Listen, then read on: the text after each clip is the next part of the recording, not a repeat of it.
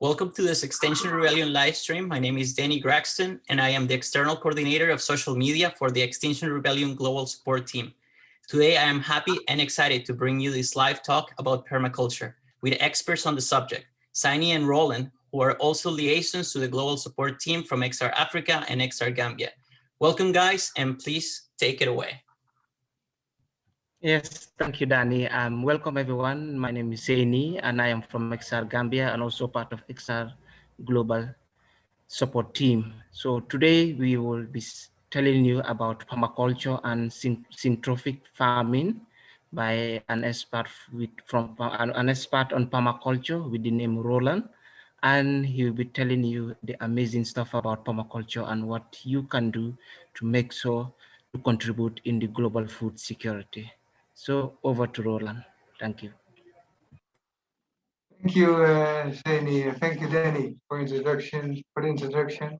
My name is Roland, and I am living in the Caribbean Sea in a small island called Curacao, former Dutch Antilles, very close to the border of Venezuela. But currently, I'm in Kenya, East Africa, for 2 months now, exactly 2 months, teaching permaculture and more specialized syntropic agroforestry as a part of the food forestry of permaculture, because food forest is a subject under the umbrella of permaculture. So I will be talking about my experiences, and yeah, feel free to ask questions, make it more important, more lively, more not only important, but also more interesting for me, because I can talk for hours. And if you don't interrupt me, then I just blah, blah, blah, blah, blah. But if you interrupt me, it will make it more special, if it's possible to interrupt me anyhow. So let me tell a little bit about myself and my quest, because my quest started 6 years ago. Well, I migrated from the Netherlands to the Netherlands Antilles, more specifically Curacao, an island that was mentioned before. And Curacao is very different from most Caribbean islands because it's got a semi-arid climate. So it means it's nearly desert climate. The only nights are very hot still, but there's little rainfall. Could be that we don't have no rain for 7 months, no rain of any importance, maybe little drops, but that's it. And then we got a very short rainy season of about 3-4 months, and if you're lucky, then we got enough rain. So last year we were lucky, but also we had years that even the rainy season was very dry. So they're faced with an enormous challenge there. And the challenge is that how can we make sure that we have enough water for agriculture? Why? Because 95% of our food has been imported, still imported from other countries. And so then I give you an example of how fragile this situation is, because when the Cold War between America and Venezuela started, our government decided a little bit under pressure of the Netherlands to take a stance against Venezuela, and Venezuela closed its borders. So that meant that we didn't have no bananas, plantains anymore, and we didn't have no limes anymore. Plantains is a basic ingredient in our daily food in Curacao, and also lime is a special ingredient for national drink. So all of a sudden we were without it. So our food security was attacked by political differences between America and Venezuela. So it took us, I think, 6 weeks before the first limes arrived somewhere else there in the plantains. So the prices of limes were sky high, the price of plantains were also sky high. Because we can't grow them in Curacao, but we have to create the right circumstances for it. So that's the thing, we had the Lyme disease, and that means that most of the lime trees died, and now I got an understanding from syntropic agroforestry view, because they were standing in the wrong place. They were standing in full sunlight, and syntropic agroforestry is a science that's based upon the knowledge of what amount of sunlight a specific tree or crop demands. So if you know that, for that you can place trees and vegetables very close to each other, even combine them, because they have different demands of sunlight. So this is one part of the story. Another part of the story is because of the droughts. It's very hard to get always sufficient water, and there's also the danger for salification. That you get too much salt in the soil, and eventually agriculture will not be possible because we're surrounded by the sea. The groundwater level is sinking, lowering, and seawater is coming in because of the use of agriculture, but also the use of by tourism. So when I arrived in Curacao, I started to decide to dedicate my quest around food forestry, because forest is a very strong living organism that can sustain itself. And if you can apply those rules of a forest to food forest, then you got a more stable kind of agriculture, which demands far less water than if you still growing crops in a monoculture. To understand it better, you must think of monoculture as creating a desert first, where you plant one crop. So you remove everything. You remove all vegetation, you plow it, and then you plant your crops in it and expect the crops to feel happy there in the burning sun. Not close to the heat that we witness in Curacao. Not even people, even if people are complaining about the weather here, still not as hot in Curacao as in Curacao. So it's a real challenge to grow any crops. But thanks to the food forestry, and more specifically thanks to syntropic agroforestry, we managed to create a revolution in the growing of crops, a real revolution. And we explained it to them. So when I came in Curacao, I started to grow food forest around the house I could use for my place of living. And that was, luckily enough, it was a large space of land, but it was completely eroded, completely degraded, and completely desertified. Nothing would ever really grow except for some grasses. So I tried to plant crops at the first time because I was already interested in planting, but nothing would ever grow. Everything died. Then I started applying huge layers of mulch layers of about 20 to 30 centimeters thick. Mulch you can regard as leaf material, straw, hay, any organic material that has been living in nature, any natural material. And that's changed everything completely. Everything could change because water was retained all of a sudden. And the microbacterial life was regenerated again. So then it was able to plant the food forest still irrigated. So to make a long story short, after a few years, my food forest got a little bit known over the island, and the then Minister of Agriculture, Senora Sisi Camelia Reumer, visited my place, and she was really impressed by what I was doing there, and she offered me a job. Can you imagine? The minister offered me a job to do permaculture projects based on water harvesting. But it was a real honor, and it was also a real nice period on the history of Curacao, because we all of a sudden got a government which we could directly influence with our wild ideas, with our permaculture ideas, trying to get get more self-sufficiency, more self-reliance, autonomy, being supported by government. It was a very nice period. So we could directly influence our minister, and I'm very grateful for that also. So I set up a few plots with also swales, permaculture principles, swales, and also a key line dam, and they were quite successful. And on that swale system, I tried to implement a syntropic food forest, but I didn't know the real principles of it yet. So then I was approached by Mr. Tiago Jimenez, one of the best teachers ever, and he started to guide me online from Australia. He's originally from Brazil, but living in Australia, teaching me syntropic agroforestry, and he was guiding me through the process. So then all of a sudden, not a sudden, a certain moment in time, he should come to Costa Rica to do a syntropic intensive course. So I asked the policymaker of our minister to go there. And the policymaker of Vendal said to me, no, you better get those guys here. So then it was an official invitation to organize syntropic agroforestry intensive workshop in Curaçao.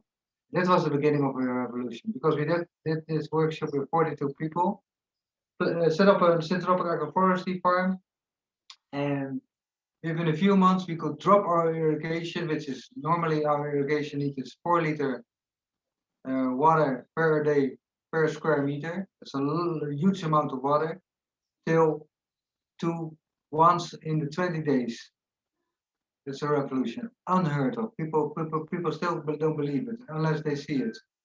We changed the situation from a desert-like situation, savannah-like situation where only acacia trees are growing and are completely bald in the dry season, no leaves on the trees anymore, into a lush green paradise, food-producing paradise.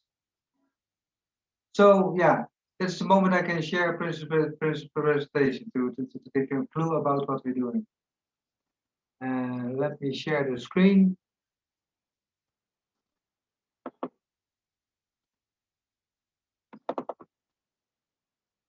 I hope everybody sees the screen. Sainey, you see the screen? Okay, so this is an example of a syntropic agroforestry agroforest. Hold on. I want to excuse you for a while because I want to share also the presentation to my network so that everybody can see it.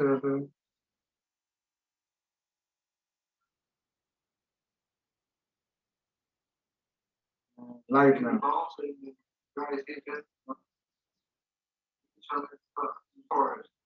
Okay. Good. I share this broadcast also on my network. Okay. You see here as typically syntropic agroforestry farm. What maybe the first thing you realize or you'll see is the diversity of plants and the greenness of the situation. If you watch the mountain in the back, that's the same kind of mountains we got. Very dry, without any real vegetation on it, without trees cover, maybe some shrubs, and maybe some thorny acacia trees. So that's the situation to start with. And then you see this forest, lush, green, and very abundantly, with a high diversity of crops.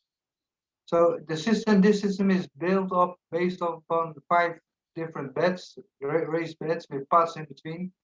And the first one on the left is a tree line. This tree line is in the second year. But there's still cassava growing there, and you see bananas, and you see maybe papayas, but it's based upon growing fruit. So fruit and also timber, as you see in the right tree line. The right tree line, you see also timber trees. It's a very diverse system, and also you see some ginger and maybe curcuma growing and different crops. So it's a crop line that's based on vegetables and trees. The older the system gets, the less vegetables you can find in the tree line, but still you can find vegetables in the middle, the bed in the middle. You see cabbages and lettuce, and next to the vegetable bed you see grass lines. That's a prototype syntropic agroforestry farm. But how we get there? Let me show the next slide. Oh.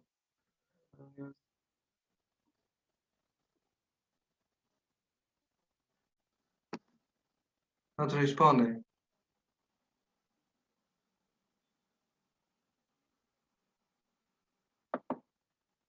Yeah. Okay, this is just a certificate that indicates that I'm following certain courses in syntropic agroforestry. Next one. And let me just skip these for a while. No, let us focus on this one. It's very important also. You can read this, Sainey, it's readable for you. Okay, I syntropic agroforestry is based upon the need for paradigm shifts. The paradigm shift is very much needed because the agriculture which we know today leads to erosion desertification worldwide. Even in cold places, we find that we're creating deserts by the modern agriculture, how we apply modern agriculture on our lands. So most lands in most civilized parts of the world are completely dead. There's no microbacterial life anymore. There are no sufficient nutrients, so it's completely a desert, not having the hot temperatures which we associate with deserts. So that means if there's no bacterial life, no nutrients in the soil anymore, it means that we become dependent on chemical fertilizer, and this leads to more entropy in the microbacterial soil life. So we got stuck in a downward spiral, the spiral to entropy. And we don't want entropy, we want the opposite, we want syntropy. Entropy is getting less, so it is a decrease of everything. And syntropy is completely the opposite way. It's increasing of more diversity, more crops, more plants, more trees, more harvest, more abundance. That's what we want. That's what nature wants. If you leave nature, if you got the time for nature to do this job, it'll take maybe 100 years to change the desert into a tropical rainforest, but eventually tropics we end up there if we leave the goats out and other grazing animals. That we must say first. So nature is striving for syntropy, for diversity and abundance. That's one thing we should consider as we apply syntropic agroforestry. So because of the entropy we're creating with the modern agriculture, we need more pesticides, herbicides, and fungicides, because pest is just a way to tell you that you're doing something terribly wrong. That's why you get pests. So what we do is not to listen, we don't tend to listen to the message that the pests are sending us or the plants are sending us by introducing pests. No, we say kill, they kill our crops, so we should kill the pest. So, and this is a downward spiral. So every year you need more pesticides, you need more herbicides, you need more fungicides, because the problems only get bigger as the soil depletes more and more and more. So we're in a vicious downward spiral that makes agriculture expensive and farmers depend on external factors. So dependent that even people commit suicide, for instance, in India, if they can't pay the loans anymore, that they can't repay the loans anymore because of the crops are not as promised, the yields are not as promised by the big corporations. Okay. Responding. Okay. So one of the old paradigms is that water is needed to plant. So it's to drive agriculture, and we have never have enough water. This is a paradigm that we have in Curaçao. People say, I cannot plant because I don't have no water. The new paradigm is, however, sorry for this, for the typewriting, the typo, the mistake. New paradigm is water can be planted. That's an interesting point of view. So when the Brazilian teachers came to Curaçao, the first day they say, people want water to plant. But in order to have water, you should plant, because plants and trees in general are at the base of water cycles. So plants and trees literally attract and create water. Not really creating, but bringing water into the system. That's one thing that we learned by practice. Next one.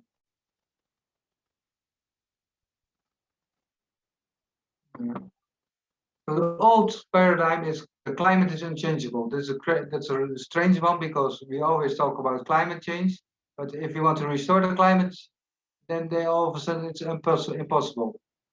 That's strange, we talk about climate change, and if we want to restore it, then it's not possible. But we all know that deforestation leads to less rainfall, and reforestation leads therefore to more rainfall. So we can change the climate for the better, and we can do it very fast by applying syntropic agroforestry as a part of permaculture.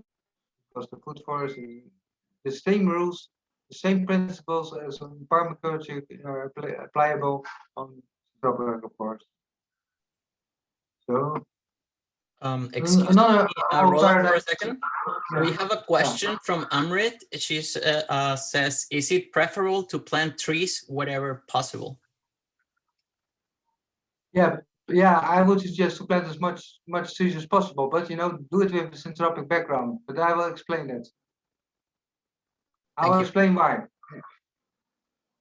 So let me just finish this short introduction of the paradigm shift, and then I will go immediately and then answer it, because that's the nicest part of being live and being able to communicate with people, to answer questions and be distracted from my path, because that makes it more interesting.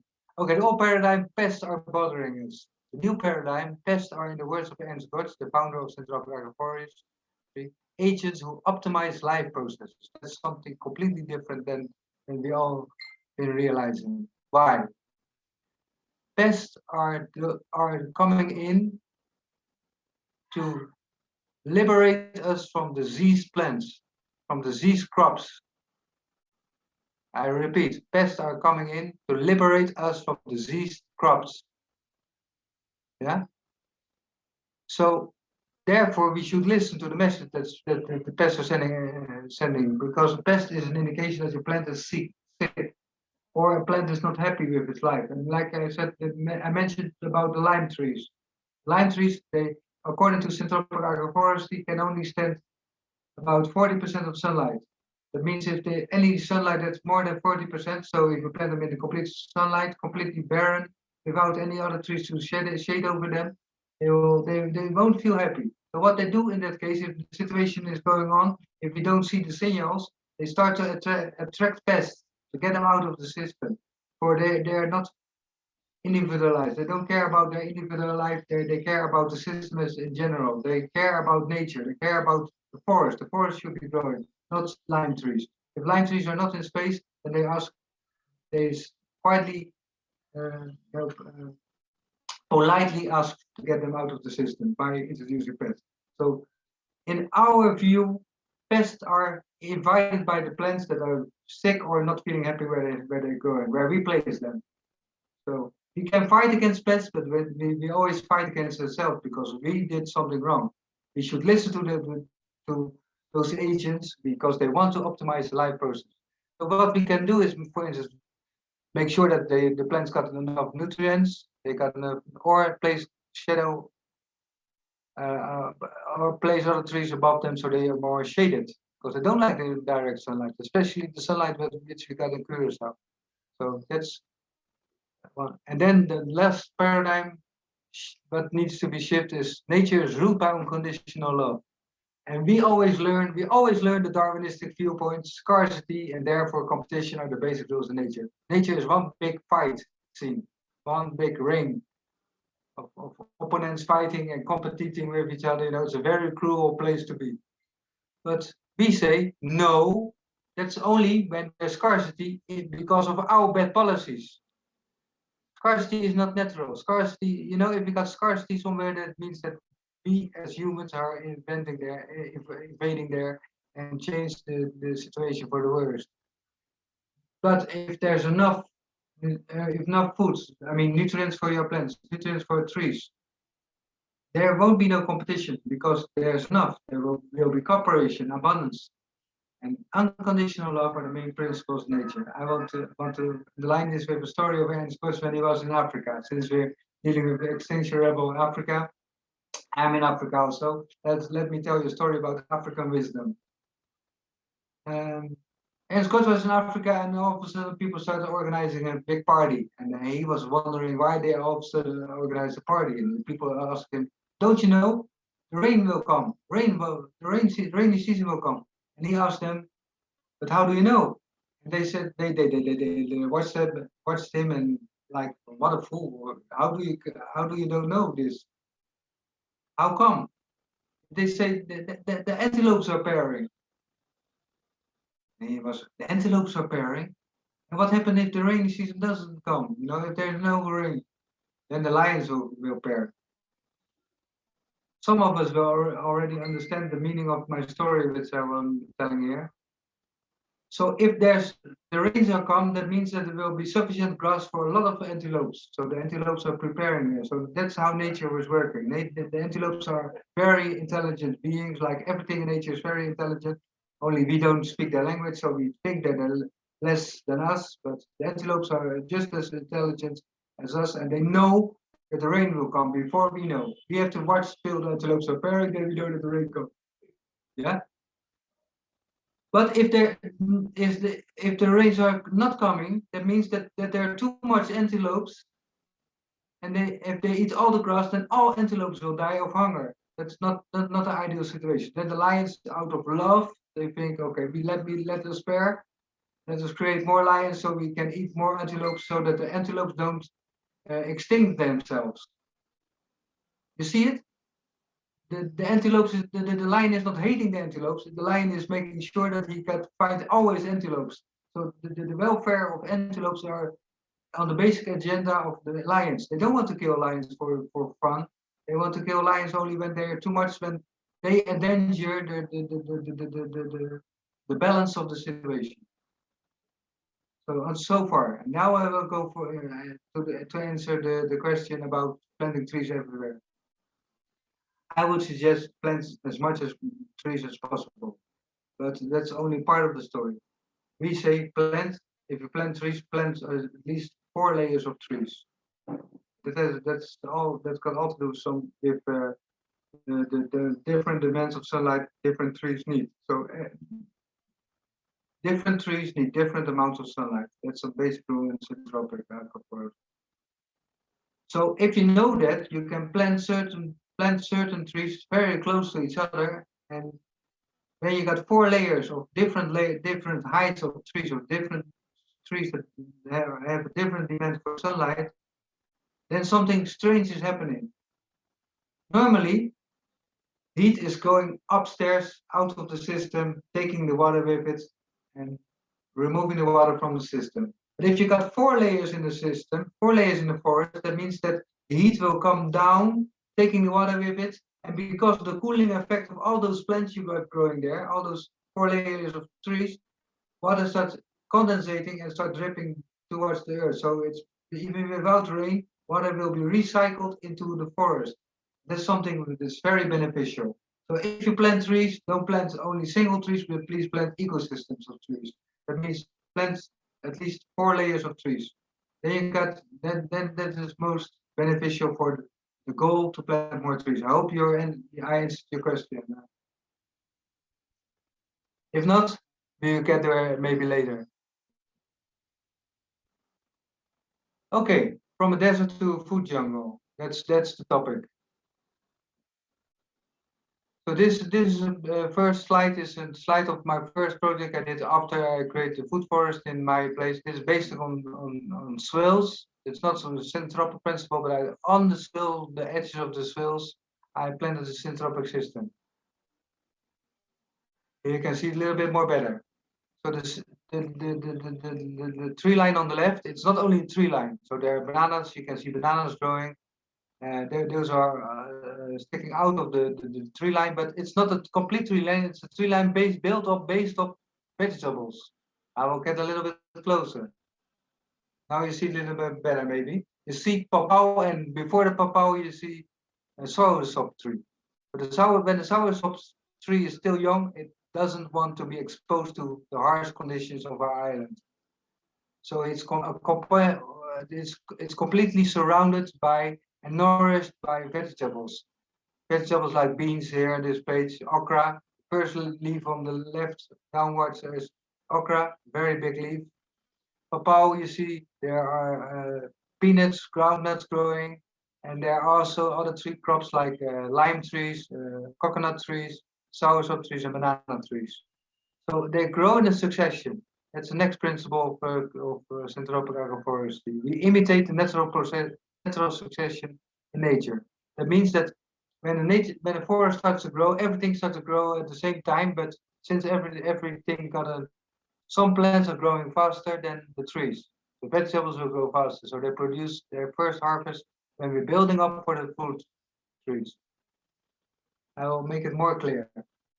So if you plant, normally if you plant the fruit tree which is not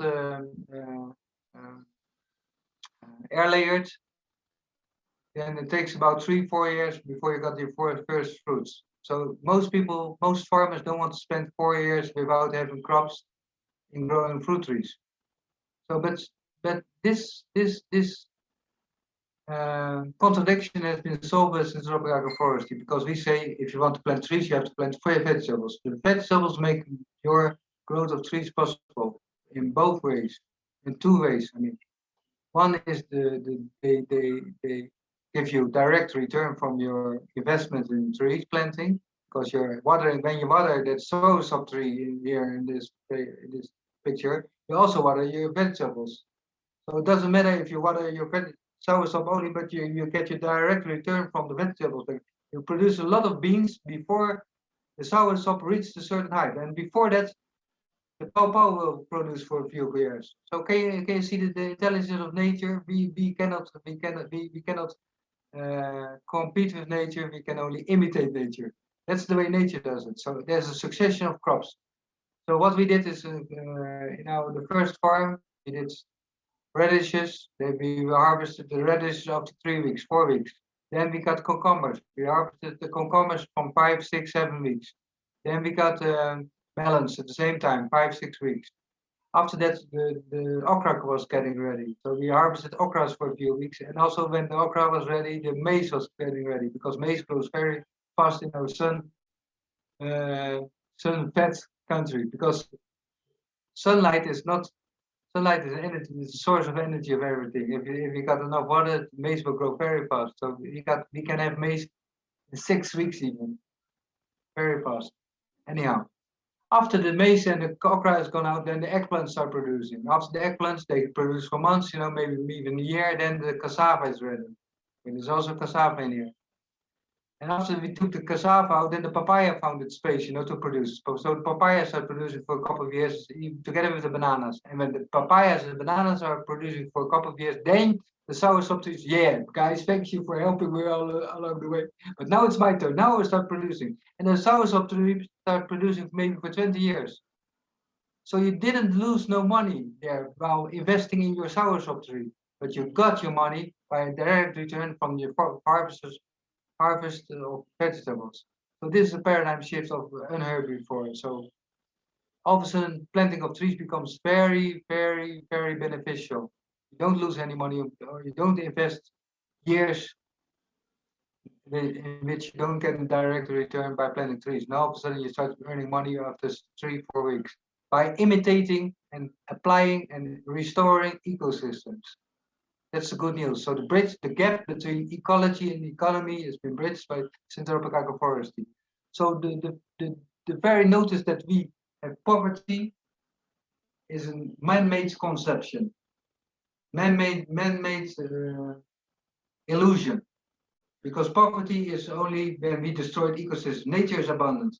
So when we destroy the thing, then we create a society that's based upon rich and poor people, classes. Nature is not like that. Nature wants to provide for everything, for everybody, and it can be done while planting food ecosystems. We can create a lot of harvests on a very small spot. Because what you see on this picture is only a few meters long. Look how much food there is growing. And you don't, and when I take the beans out, you don't have to plow again to plant new beans, because the other crops are already coming up. So it's a continuous succession of food. So here's a little bit later, you see the eggplants. This is the phase of the eggplant. You see there's more space now, the trees can take more of the shape. The bananas are bigger, coconut tree is there. And this is now when it's growing much bigger, more trees, less vegetables.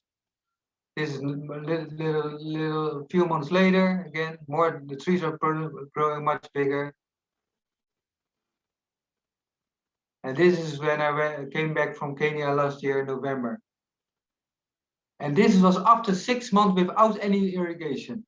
So it was completely rainwater fed, and so it means that 3 months without any rainfall and 3 months in the rainy season. So the system became independent. Even banana trees survived.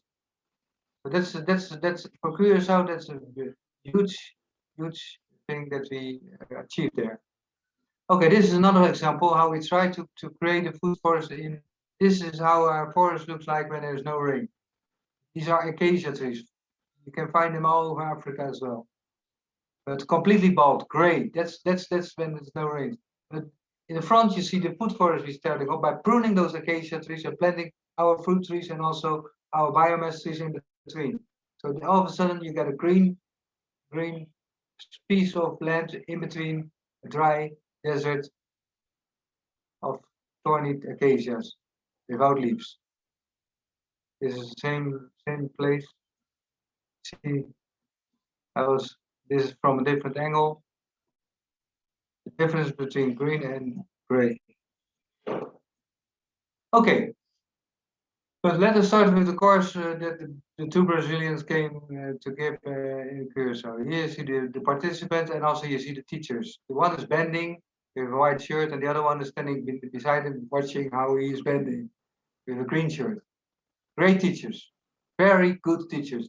Tiago Jimenez Barbosa and Murilo de Lima. We are the participants of the course. So here we start planting a tree line. And this is after a couple of weeks. You see Daniel, they will manage the system. After a couple of weeks, the system changed to this. Then a few weeks later, you see there's a forest growing very rapidly. And the highest guys are the moringas. But we trim them all because pruning is an essential part of the grow acceleration. By pruning, you accelerate speeding up the process of forest founding. Okay, this is from a mill, taken from a mill picture. See how green it becomes. You saw the landscape before surrounded by the acacia tree, the gray acacia tree. This is the green, how it becomes. This time it was only irrigated maybe once in 5-6 days. So that's already quite a revolution. This is a very recent picture, a couple of months ago, same place. And that was you see left of me, you see the Minister of Agriculture, Senora Camelia Reumer. The manager of the farm, the manager owner of the farm is sitting in front of me, and next to me is Roel and Benjamin. Well, they are specialized in syntropic agroforestry and pharmacology in Curacao. So then afterwards, we started a big farm, bigger farm on a slope. And there we make a few mistakes because one of the basic understandings of creating farms in dry land and arid zones is that you first have to create a lot of biomass. That's the reason why we plant that grass. Let me go back. You see grass growing on the left. See the papaya tree on the left? Left from the papaya tree, you see grass growing. On the right, you see also grass growing. The grass is planted for a reason. Because these systems, they are based on huge quantities of biomass.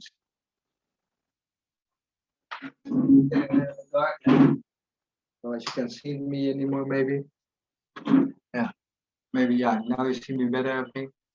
Okay, so the grass is there for a reason, because we need to put in a lot of mulch. Mulch is there for several reasons. We got mulch to protect the soil from evaporation, to protect the soil from sunburn, protect the soil from the sun is killing literally the microbacterial life that you so needed, that we depend on. It's also to prevent the nutrients from burning, like phosphor can be burned by sunlight.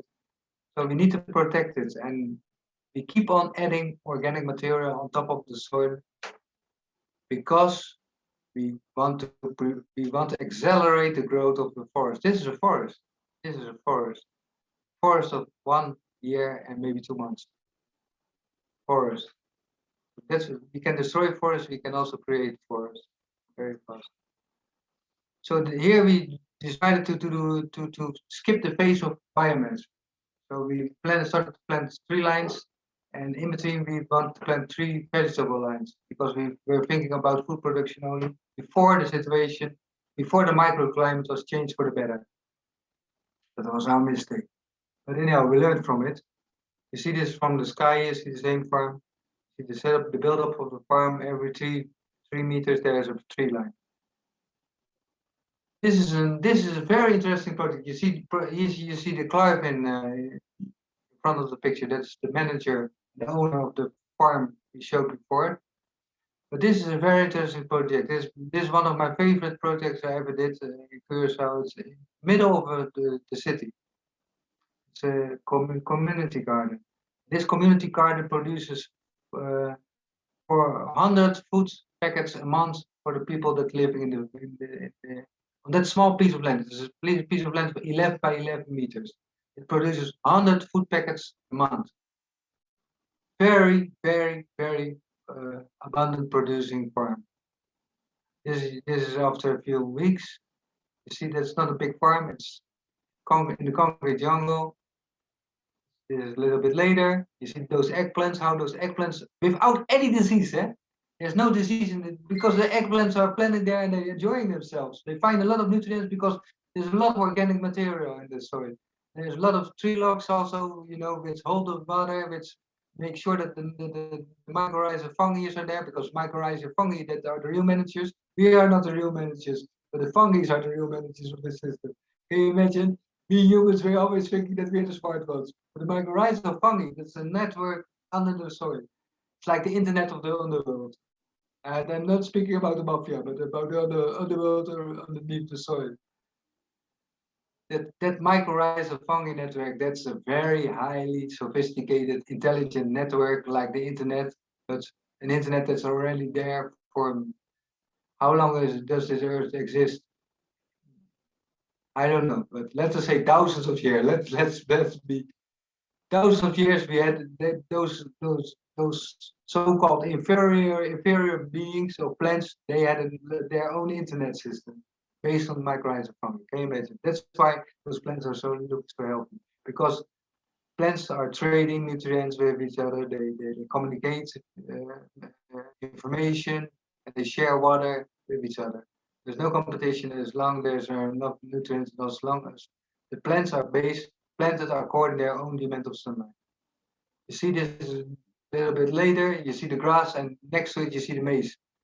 This maize was 6 weeks old.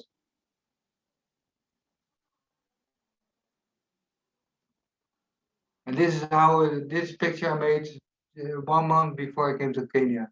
So that's 3 months ago. It's the situation now. Still producing a lot of eggplants. Bananas very huge, and the fruit trees are growing, coming up together with the vegetables. Okay, then we did also a system inside the natural forest, not the real, but the colonizing forest. It means that it's a forest based upon pioneering trees like the acacias. A lot of cactus, dry, you see gray. So we started to prune all the trees, not to kill them, but to give them a new life injection, and also to make a forest able to accept new trees into the system, and also vegetables. So we pruned it. Yeah, and all the organic material we put on top of the soil.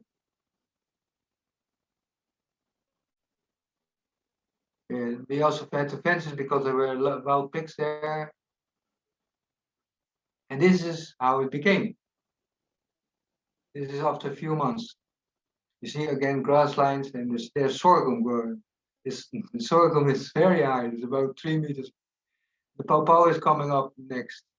The sorghum is there very fast, very fast. So and a fast growing crop is accelerating the growth of other crops. So they go together with the growth spurt, Very interesting to see. You see how green, that doesn't look in any way anymore of how the place used to look like.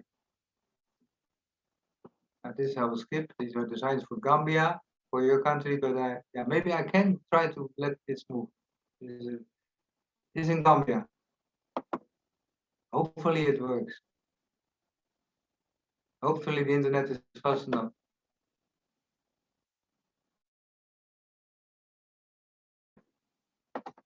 No.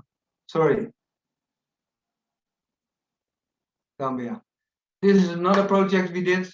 This is No, it was so interesting that I told you about the policymaker for our Minister of Agriculture.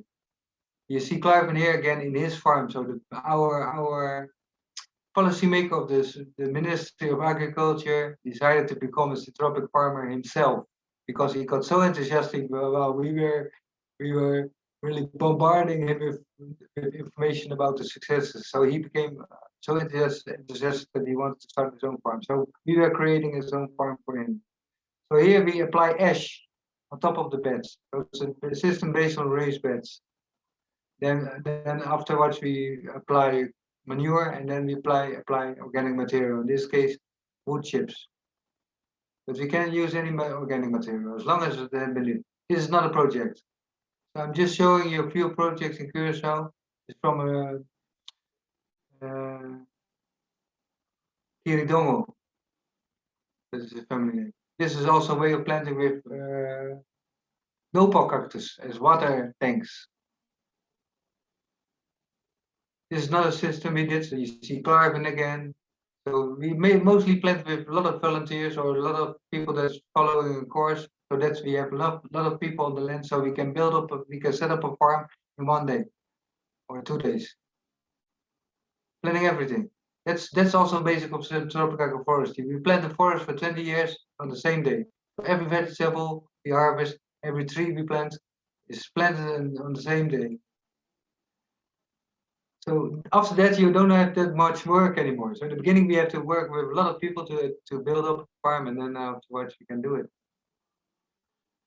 And here we come to Kenya, where I'm currently now. This is a system we set up in a completely depleted landscape. Completely depleted. Why? Because monocrop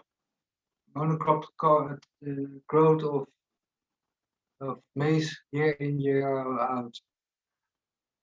So this system I set up when I was there in October 2020. So these are the people, the nice people who set up the system are still working on it. It's now the only green spot in the whole area in the dry season. So that's the only food producing farm and there's no rain. Still producing. Here, this is after a few weeks or months, sorry. It grows slower than in Curacao. Then I have to must admit, not because of the climate, but because of the soil that has been completely depleted. There are no macronutrients in the soil. There's no bacterial life in the soil. There is no fungi life in the soil. That's why we need to apply a lot of mulch and also on the pots you see wood logs to bring back life. This is how it looked in dry season. The only green farm you see everywhere, everything is like desert except for the coconuts. But this is the only green farm. Could be better, but still. This is not a project I did in Kilifi. It's transforming an existing orange farm into a syntropic farm with much more diversity. This is where we are teaching the people about the syntropic agroforestry principles. But since these people are living close to forest-like situations, when you talk about the forest, they immediately got the concept. They immediately understand that the forest is very well able to maintain itself well. In agriculture, we have to suffer, we have to work hard to produce yields, and then we have to wait for months again to produce new yields. Well, forest producing continuous yields, like we try to imitate in syntropic agroforestry. The people that farm, this is the farm we set up, we planted in between the orange trees, a lot of other trees, also a lot of biomass trees, indigenous trees, and also a lot of vegetables like cowpeas, pigeon peas, and maize, sorghum, a lot of diversity of crops. This is my place in Curacao. I started to grow coffee. Well, coffee is unheard of in Curacao. You cannot grow coffee in Curacao, but I'm growing coffee in Curacao because of changing the paradigm and also creating microclimates that are completely different. Because of those layers, you got a high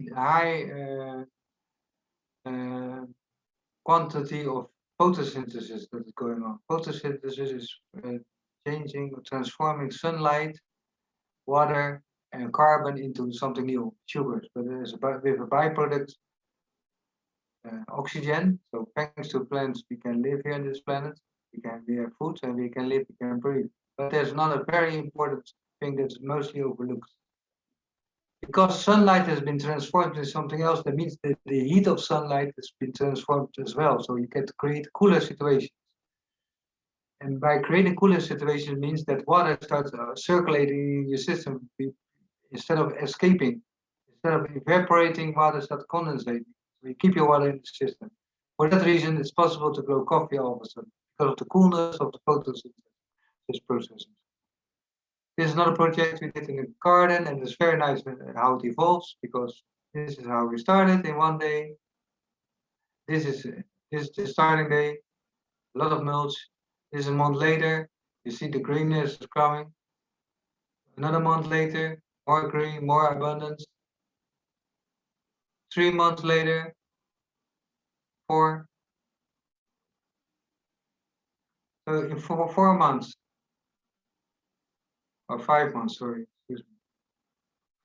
This is another project that we here. We also used sea beets, like sargassum. This is the commercial plot, very big farm in the middle of the neighborhood in Curaçao.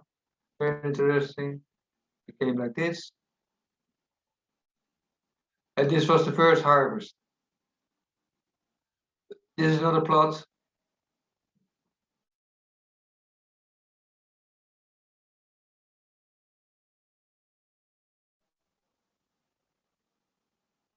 Enormous growth, enormous.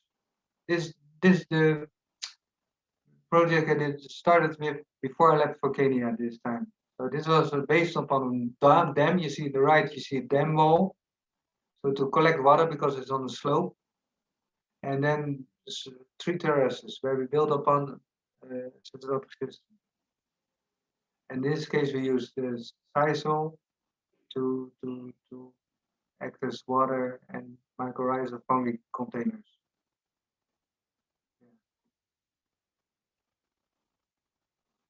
Okay, now currently I'm in Kenya to teach. This was a very successful course. This was a 7-day syntropic agroforestry course. I'm sure Sainey knows about it. He followed me on Facebook. And in this course, we trained 28 participants, and they all succeeded, and they all started producing their own farms directly after the course. He's one of the participants, and who did a very good. He's set up a farm, very good, big farm immediately afterwards the course. Very nice. And these are the participants, all with their certificate. Inside the plot we set up. So you see a lot of organic material. Again.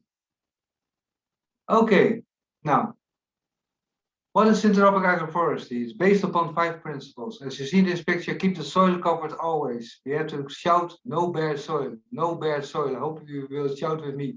If you're watching this at home, don't mind your neighbors, just shout with me. No bare soil, no bare soil, no bare soil, no bare soil. Because the soil needs to be covered always. That's the first principle. In the forest, the soil has been covered with organic material. So if we want to create a forest, we create a forest on top of an existing forest.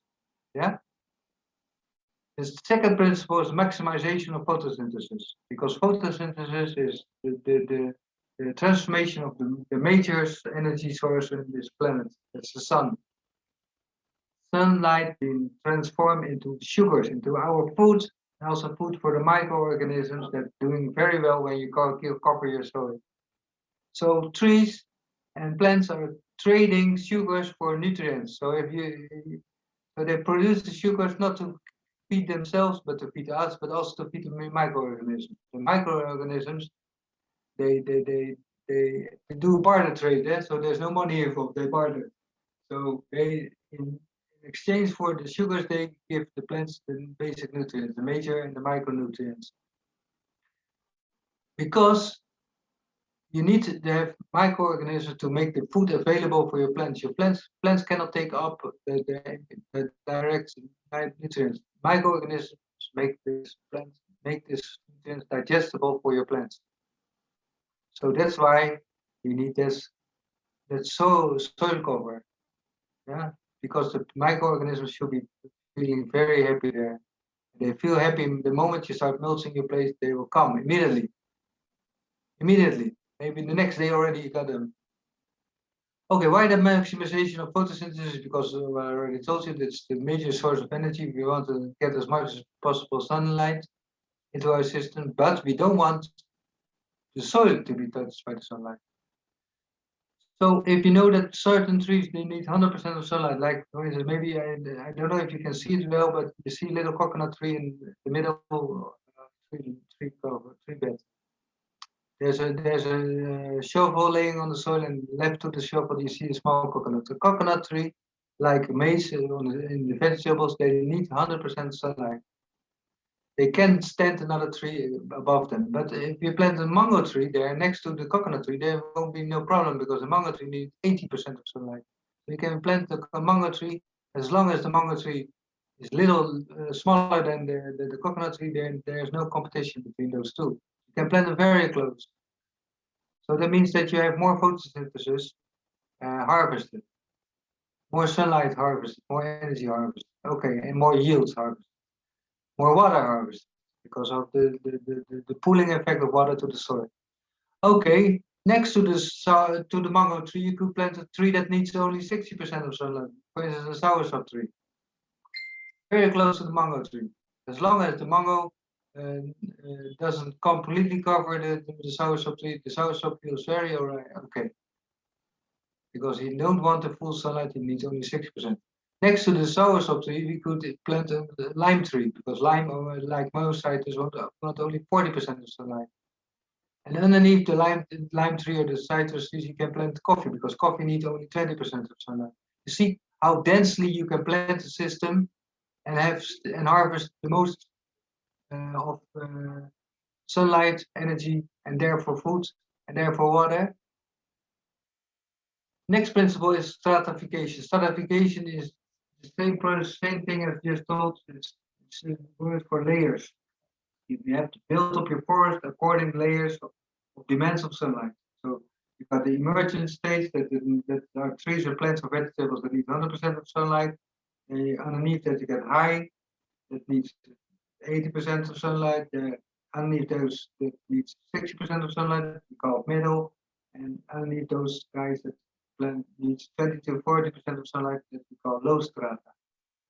So that's the stratification is the way to obtain the maximization of photosynthesis. And the next principle is succession. I already explained succession earlier.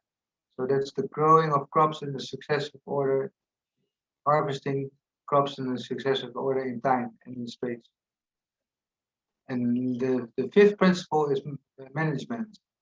So in order to keep a syntropic agroforest healthy, you got to make sure that the 4 layers are intact. Because that 4 layers guarantee self-sustaining system where water is being recycled, where nutrients are being recycled, and where an abundance of food has been produced in a very small spot of land. So far, so good. I don't know how much time I still left, I got, but maybe there are some questions.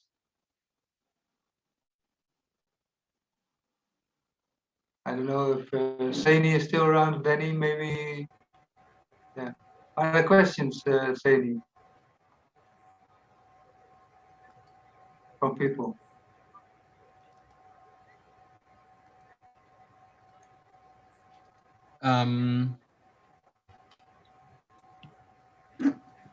The one that I asked at the beginning, it said, sorry, it was pretty long. Okay, is it preferable to plant trees wherever possible? Yeah, I answered that question. But I can repeat my answer. Yes. Yeah, of course you want to plant as much trees as possible because planting of trees is always good. But if you only plant 1 layer of trees, like most for reforestation projects, then you don't have the harvesting of water because you need 4 layers for heat to go down instead of upwards. goes downwards. If you got 4 layers in the forest, because of the cooling down process of photosynthesis, the water starts condensating. So the water will be stored into your system. If you got only 1 tree layer, one layer of height in your forest, it means that the heat is still escaping from the forest and taking the water out of the system. So please plant at least 4 layers of trees. Then you'll be safe. Yeah. Kariyuki Waweru, sorry if I say it wrong, says, how do you deal with termites in this system? Termites are very needed because termites are like the earthworms in the cooler climate zone. We don't have too much earthworms in Curaçao. We don't have them in general. But termites are transforming this wood into biomass, to nutrients, to make the wood digestible for our crops. So we very much welcome the termites. We don't have no enemies. In syntropic agroforestry, we don't have no enemies. We don't have no pests, like I earlier explained. So the termites are like the rainworms in the cooler climate because they digest and transform wood into nutrients that are digestible by your plants. So they're doing a very positive work. Very good. We have Lisa Cross is asking, how can this translate to growing in the UK? That's interesting because it's still possible. You can still plant a syntropic agroforestry system in the UK, since there are in the Netherlands also there's a system being planted, so you can find information about that on the internet. But it's only the speed is less because the tropics, the growth is very fast because of the enormous amount of sunlight. And we don't have no cooler system, cooler temperate zone in which the processes of growth are diminished or even come to an halt. So it's possible, but the growth is less fast than in tropical regions. But it's very much possible. Just try to find syntropic system, syntropic agroforestry Netherlands, and you find the example for it. Ali says, how do you deal with insects? I cannot seem to grow spinach other than leafy veggies and some herbs. They get eaten up. Yeah. So I already kind of explained it, but I'm very willing to explain again. If you got insects, those insects are being called by your plants because the plants are not feeling it. According to syntropic agroforestry philosophy and also experience, we generally don't have insects in our system. Why? Because our plants are happy. If you're happy, your immune system is good. So let me give an example. Let's bring it back to you as humans. Let's say the virus is a pest. It's an insect, virus. If you sit in a bus full of people with one person that got the flu, not everybody in the bus will leave the bus with having the flu the next day. Maybe 6 people out of the 20 that are in the bus have the flu. Why? Because the others, their immune system is strong enough to deal with the flu. Same with plants. If the immune system of your plants is good enough, the insects won't attack them. Why? Once a plant is not feeling good, is when his immune system is not working optimally, or when he's underfed, then he starts producing certain chemicals. Those chemicals are detected by the insect. So only sick plants are attacked by pests. So if you see insects in your system, you should wonder, what can I do to save my plants? Not to kill the pest, but what can I do to translate the message the insects are bringing me? Because they're helping you. They're helping you realize that you're lacking something. That something in your design is not good. Good. I hope Karaoke asked a follow-up question that says, what about the termites that bite roots of growing trees? Okay, well, then will they start by attacking those roots? Okay, I answered with another question, but I will answer my question. if you lack to put in enough organic material which they can chew on, they will start attacking your species. But if there's enough wood, because we keep on chopping and dropping woods for them, so they will always have a feast. They always have a feast on that. But if you lack that, if you don't apply this for the provide this for them, they will start. They need food. So they start doing their job. But mostly the termites won't touch living trees if there's enough dead trees. So we keep on, we guarantee that there's always enough dead wood into the system. But they won't even think about it. We don't have no enemies in our system, really, trust me. Enemies is something of the old paradigm. Next question. Okay, these are two questions from two different people, but in the same range. It says Annie Webster says, what are your most used mulches to keep the soil from being bare? And then Ali asked a follow-up question, says, do I need to repeat the sheet mulch wood pieces every year? Sorry if I can't, if you answered this already. Let me, can you repeat the first question? So the first one is, what are your most used mulches to keep the soil from being bare? Yes. Okay, but we use what we got, what we find in the surroundings, and we also plant trees and grasses to use. So in the beginning, we had to strip our environment, so that's not the right good thing to do. But we can chop and drop. In this case, we chop and drop shrubs that will regrow again and use them. But we already sow our grasses in between to keep pruning them, so that we don't have to rob the environment from those mulches. You can also collect the mulch in the forest, like leaf material. You can also use stray or hay, anything organic. We say anything that has been lived, you can use to let others live again. And there's another rule: if you think you got enough, add more. Okay, so and you can use anything every year, or you need to repeat the sheet of mulch? We do it maybe every 2 months, or even less. So we keep on adding organic material. That's why we want to the growth of a food forest to be a food forest should be on the ground for at least 3 years. Then it should be already kind of mature. So we keep on adding, accelerating the growth speeds of the system. We keep on adding those. For that reason, we plant biomass trees. We can plant nitrogen fixing trees, but also the bananas are planted for that reason, because bananas also produce a very good mulch with a lot of potassium content.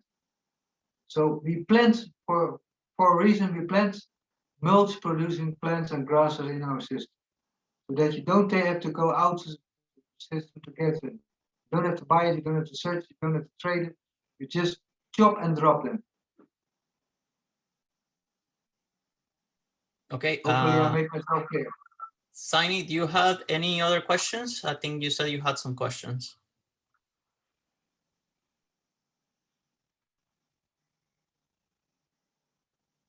I think his connection is... Yeah, I think we just lost him for a second. He's connecting back right now. If you have any final questions, use the comments below, and remember to like the video if you like what we heard today, to bring you more content like this in the future. So welcome back, Sainey. Do you have any questions for Roland?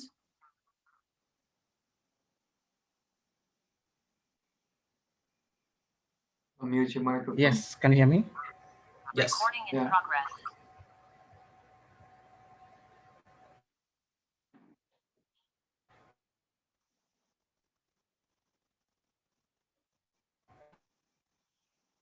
Okay, cool. So one of the questions that someone wrote to me is that Sorry, we lose you there. I mean, I'm sorry again. So one of the questions that someone wrote to me is, how does permaculture affects the environment? In this case, permaculture is a way to restore the environment. while producing food. But in this case, food, we are talking about one discipline of biopermaculture, is food forestry. Food forestry is one of the fastest way to restore and regenerate your land while producing food. So it's not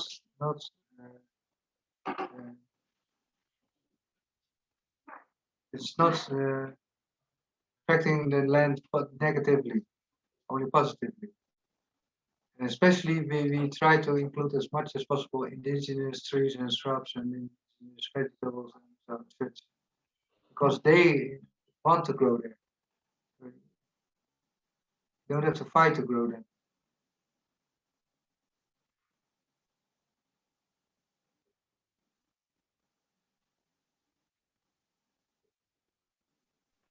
And then No, on that but note, I think, go ahead, Roland. yeah, okay. What I want to say, nature, there's one general understanding of nature as we got it, is always striving for abundance, to feed all its inhabitants. And we are part of nature, but we got a little bit confused. Some of us, or most of us, got confused that we're not part of nature, that we're above nature. Nature is trying always its utmost to feed everyone, to produce abundance for everyone. So, but it does it in its own time. So the regeneration of landscape that we destroyed takes much longer than if we can do it. And that's the good news of syntropic agroforestry or food forestry in general, is that we can accelerate the restoration of landscapes which we ourselves destroyed as people. Because a long time we thought we can do it better than nature, but now we have to accept that by doing this we destroyed nature and we destroyed also our food supply. Yeah. So, and that's also one of the causes of inequality in the world. You know, there's not enough food, so some people have everything, some people have a little bit of it. You know, and these systems create such an abundant amount of food in a small piece of land that everybody can do it on a small piece of land also. But we rather have seen that it will be also done on a large scale. So that food should never be an issue for anybody. If we restore nature, we restore our food supply by applying these kind of systems.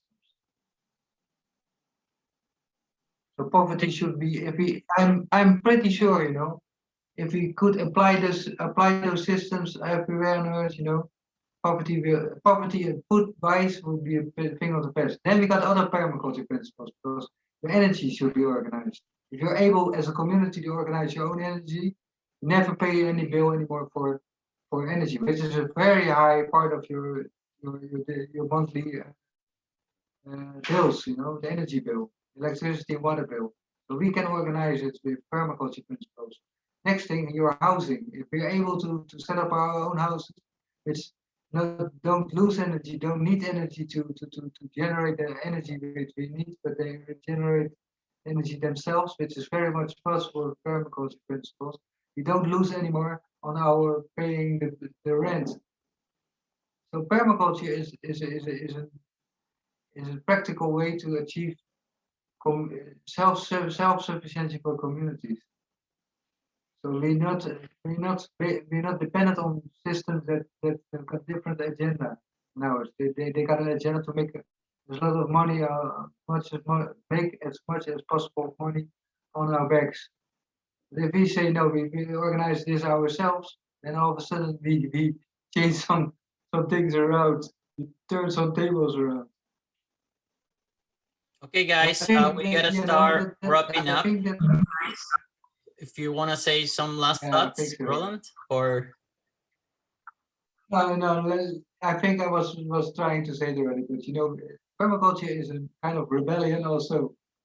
The rebellion to make people independent again, and that they got the power again of their own life, the control of their own life. Most people feel unhappy because they think they cannot change the situation they're in.